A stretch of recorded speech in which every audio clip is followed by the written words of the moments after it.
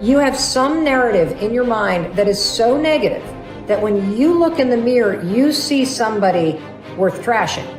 You see what's wrong. You pick apart your appearance. And I want to reverse that, because here's the deal about self-confidence. Self-confidence begins with you. You realize the word self is in there, right? I can't give you confidence. I can give you a little boost. I can give you tools. I can encourage you. But confidence is forged in fire. It's something that's within you. And here's the thing I want you to realize about confidence. You are a confident person. That's why you miss feeling that way. You can only miss what you know. You've just been blocked from the feeling of it. And wherever you are right now in your life, I'm telling you, confidence is in there. You just got to figure out how to tap into it. If you're holding on to something that does not serve you, you are making a terrible error. It's going to cause all kinds of problems. You may blame other people or other things. You may blame the situation. It's you are the cause of the problem. The man that told me to pick up this book and read it, Ray Stanford, he had a saying. He used to say to me, Bob, you're the only problem you'll ever have, and you're the only solution. I think it might have taken me 5 years to understand it. But I do understand it. And you know something? I am the only problem I'll ever have, and I am the only solution. Don't hold on to anything that is not serving you. Reject it. You know the beautiful part about having an inductive reasoning factor? That's the part that chooses thoughts. You can accept or reject. The beautiful part of your mind, you can accept or reject anything that comes into your world. Accept or reject it. It's a choice. Don't hold on to anything that is not serving you. If we play the victim role, then we are using our personal power to be helpless.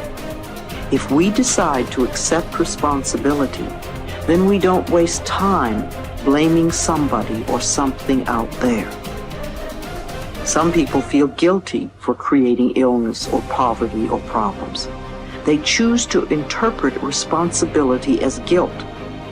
And some members of the media like to refer to it as New Age guilt. These people often feel guilty because they believe that they have failed in some way. However, they usually accept everything as a guilt trip in one way or another, because it's another way to make themselves wrong. And that is not what I'm talking about. If we can use our problems and illnesses as opportunities to think about how we can change our lives, we have power. Here's something I want you to keep in mind. Life is a fight for territory. And once you stop fighting for what you want, what you don't want will automatically take over. In the past, if you look at it, people have perceived themselves as victims of everything around them, victims of circumstances. And then we go, oh, I'm sorry, life did not give me those wonderful things that other people have. And the simple reality is, no, if you have an issue, it's not the outside. This is what we've always, universe, give me something. We now know that our issues are internal.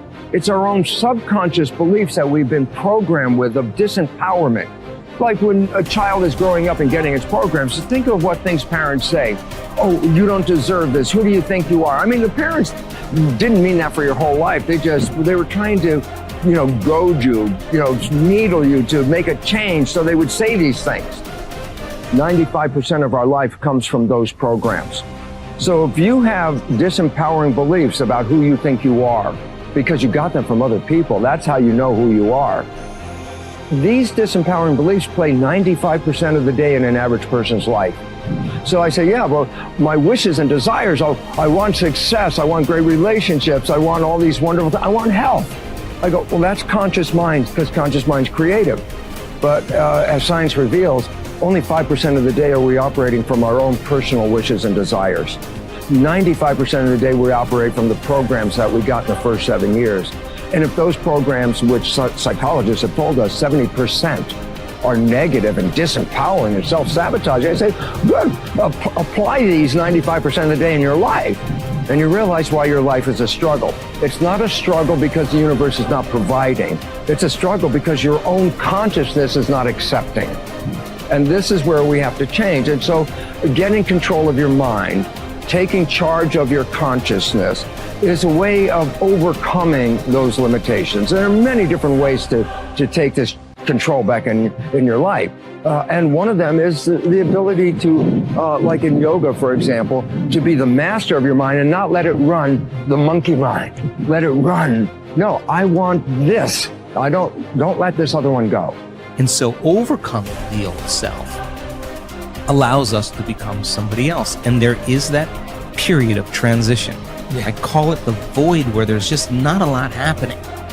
And you just got to be able to keep going and continuously get to the end of your belief, where most people stop. I just had a fabulous conversation with someone this weekend.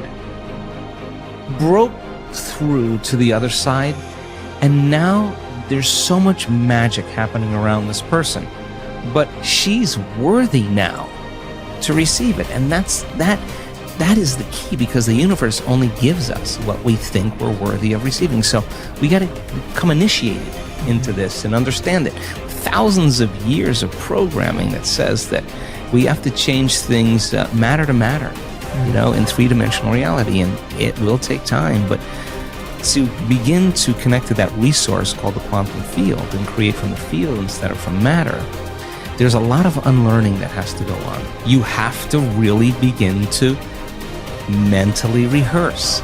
Like, so you ask yourself at the end of your day, I do this every day. How'd I do? How'd I do today, bro? How'd you do? Did you do good? Where'd you fall from grace? What was it that caused you to go unconscious for the rest of the day? Like, what was that moment? Now, if you're a student of life, you'll begin to contemplate, well, it was that person that said that thing, then I reacted, or I got this email, or things didn't go my way, and I started feeling angry or frustrated or fearful.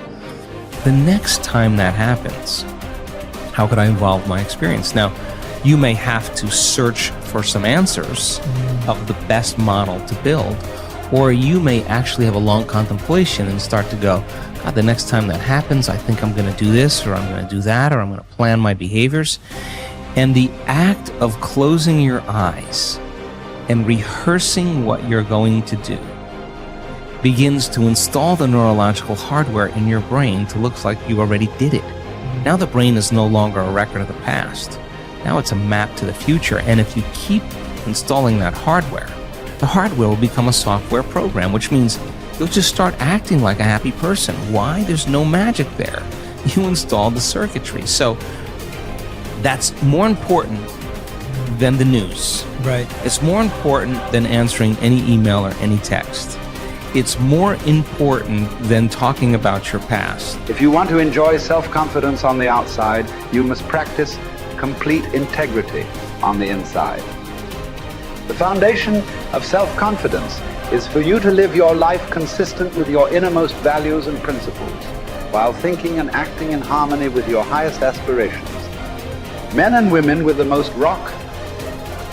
solid self-confidence are those who are absolutely clear about what it is they believe to be right and good and worthwhile, and who live their lives consistent with these values. Everything they do or say is an expression of their innermost convictions.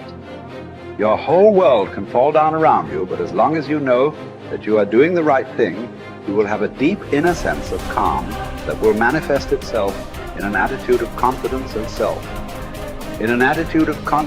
self-assurance in any situation. You will have many ups and downs in life. But what is most important is that you remain true to yourself.